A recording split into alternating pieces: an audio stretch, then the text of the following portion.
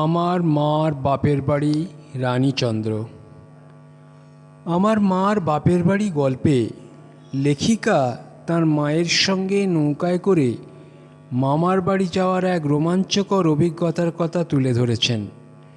যাত্রাপথে ক্ষেপা নদী, ধলেশ্বরীর উত্তাল ঢেউ আর মাঝিদের বদর বদর হই হুঙ্কার সবার মনে ভয় ধরিয়ে দেয়।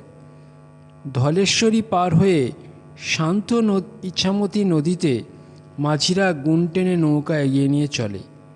মাঝপথে মাঝিদের নিজেদের নৌকায় কাঠ জ্বালিয়ে ইলিশ মাছের ঝোল ও ভাত রান্নার দৃশ্য এবং খালের মুখে দাদামশাইয়ের বন্ধুর ছেলে হোসেন মামার আন্তরিক আতিথেয়তা ও ফল উপহার দেওয়ার ঘটনা যাত্রাটিকে আরও মধুর করে তোলে।